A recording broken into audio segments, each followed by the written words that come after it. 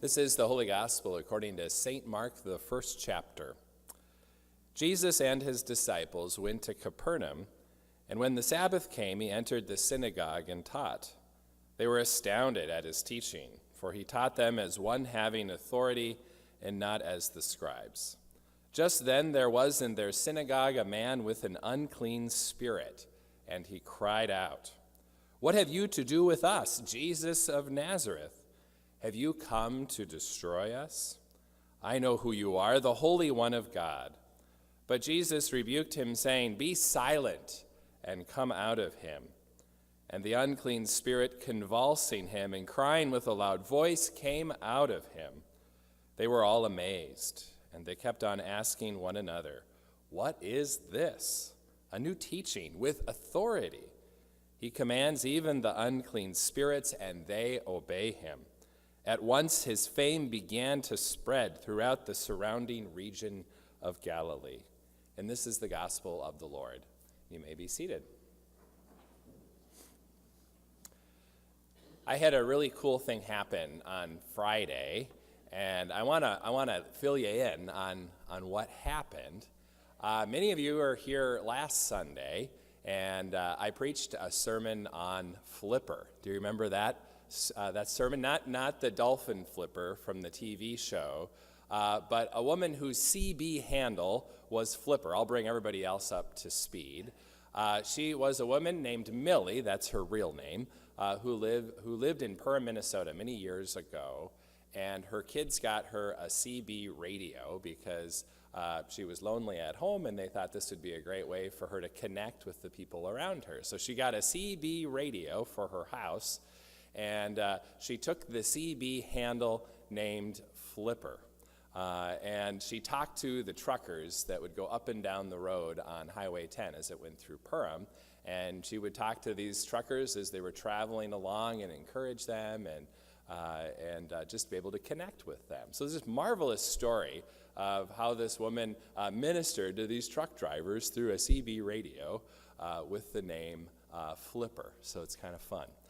So my mother-in-law told me this story because she knew Flipper. She lived on the same lake that they did years ago, Little Pine Lake in Perham, Minnesota. And so I shared that story last Sunday. The gospel was about going out and fishing for people. Yeah, that's right, Zandy, going out and fishing for people. I know you did, so thank you. So it was about going out and fishing for people. And so that was the example of what it might look like to fish for people, was this story of Flipper talking to these truck drivers. Anyway, that's right, Zandy. Thank you. That's right. Thank you very much. Yep. Well, we're going to keep on going. Okay, Zandy? All right. So on Friday, I had a woman come into my office, and she said, I'm Millie's daughter. And I said, "You're Flipper's daughter?" So it turns out that a lot of this story is actually true. There were parts that were embellished along the way as well. But it was the coolest thing. Turns out that one of our members, her dad was a nephew to Millie, and she was at the worship service on Wednesday. Turns out that Millie's daughter lives 2 houses away, or 2 blocks away, from Christ the King here. And so she came in and she brought in a picture of Millie from way back in the 70s. Turns out she passed away in 1978, and she told me more about her mom, Millie. What are the chances? This random story I heard from my mother-in-law. I preach a sermon on it in church, and it turns out that there's a relative in the congregation. And then it turns out that Millie's daughter lives just a few houses away. So it was kind of a fun story. It's amazing what a small world we live in and how connected we are to one another. So kind of a fun thing. So last week, yep, thanks, Sandy. I'm going to keep on preaching, okay? So, all right, thank you very much. We'll talk more after service, okay, Sandy? All right, thank you. So the sermon that we have for today, or the gospel that we have for today, gives yet another example of what it looks like to fish for people. And in this gospel, Jesus has just gathered together all of his disciples, and they go into the region called Capernaum. And the Sabbath comes, and Jesus goes into the synagogue and begins to teach. And everybody in the synagogue is astounded at the teaching of Jesus. And they're just amazed by this guy. Here he is, a carpenter, and yet he's able to teach as one of the scribes, as one having authority. Just then in the synagogue, there was a man with an unclean spirit. So he gets done teaching. There's this man with an unclean spirit, and he cries out, "What have you to do with us, Jesus of Nazareth? Have you come to destroy us? I know who you are, the Holy One of God." It's so interesting that this unclean spirit knows that Jesus is an incredibly special person, that he is a powerful person. He recognizes that. That spirit recognizes that. But Jesus then rebukes the spirit, saying, "Be silent and come out of him." And the unclean spirit, convulsing him and crying out with a loud voice, came out of him. And they were all amazed as this unclean spirit comes out of this man.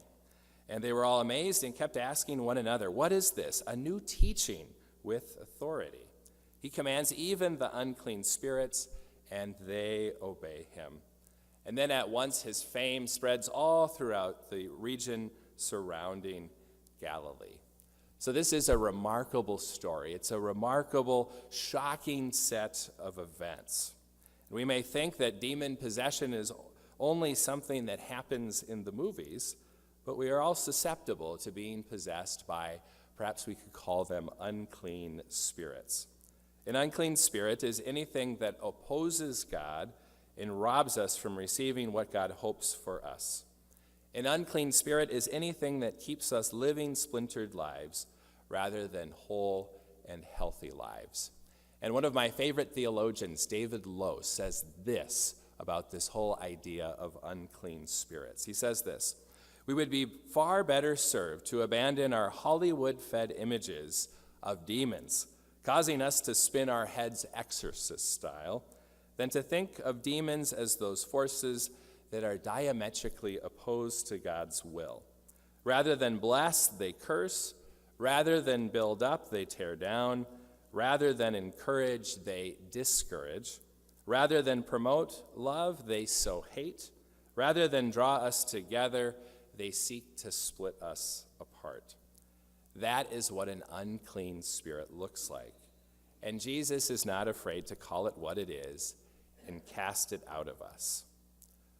So think of, in your own life, all of those things that tear you down rather than build you up. It might be uncontrolled anger or thoughts of revenge toward those who have wronged you.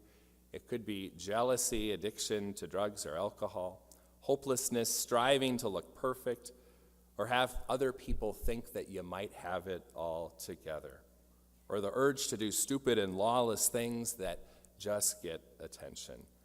And it's these things that can possess us as an unclean spirit.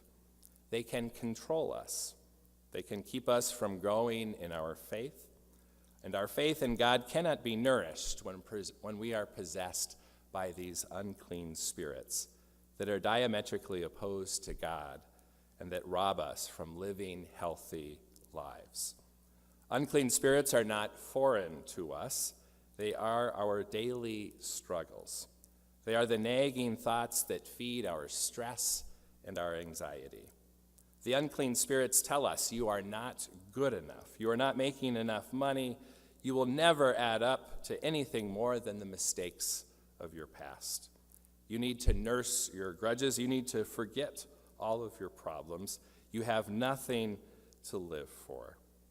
But hear this: God does not want us to be held hostage by all of these unclean spirits. Jesus says to each one of our demons or our unclean spirits, "Be silent and come out of him. Be silent or come out of her." So often when I think of unclean spirits or things that get in the way of our relationship with God, I think about it on a personal level, those individual things that get in the way of our relationship with God.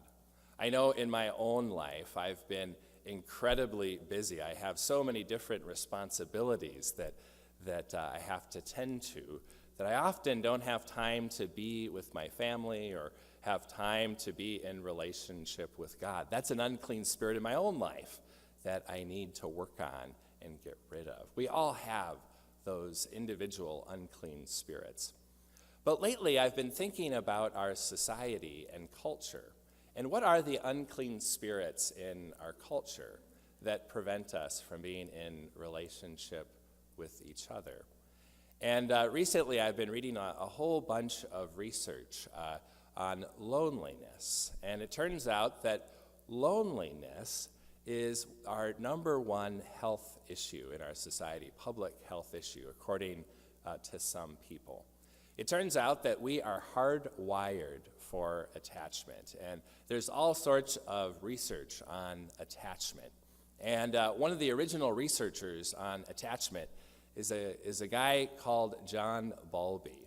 And John Bowlby was a psychologist, a psychiatrist that lived in England, and he worked in a hospital.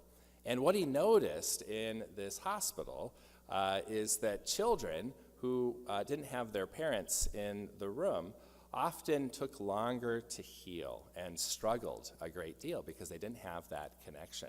And also years ago, early on, whenever a child would go into the hospital, parents weren't allowed to be there. So this child would be there all alone. They would be afraid and scared. And so turns out that because they didn't have the parent there, they would struggle more, and it would take longer to heal. And so they started to take a look at this, and what they discovered is the importance of attachment, being in a secure relationship with the people all around you. And so there was all sorts of different research on attachment theory. But basically what it says is that we need to be connected to one another, that we are hardwired for connection. That's so incredibly important. And right now in our culture, we are experiencing a time where people are now more lonely than they have ever been before, which is kind of ironic because we have social media and we have all these different ways of connecting with each other, and yet we are still incredibly lonely. And again, they say that loneliness is a huge public health issue. And it says that loneliness does all sorts of different things. Loneliness can actually make us feel colder. They say that being kind of pushed out into the cold, kind of a metaphor sort of thing. Turns out when we feel lonely, our skin actually becomes colder. Loneliness makes our bodies feel like we are under attack. It can cause an immediate and severe bodily reaction. It increases our blood pressure and our cholesterol, has all of these different physical reactions. And chronic loneliness significantly increases our risk of cardiovascular disease, makes us more susceptible to heart attacks. Loneliness suppresses the functioning of our immune system. Turns out college freshmen who felt lonely had poorer reactions to the flu shot. And loneliness can actually be more dangerous than cigarette smoking.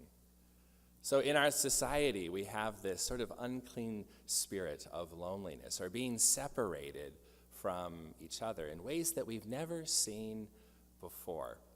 And I think that that's something that we can work on together as a church. I think God calls us to be in relationship with each other, and God calls us to bring healing to the world. So as we think about our own unclean spirits, where we need healing, where we can cast those unclean spirits on to God, we can also think about our society. And one way that we could bring healing to our world is to simply work on being connected to one another. I was raised way back in the 80s, and way back, right, years and years ago. It was a great time.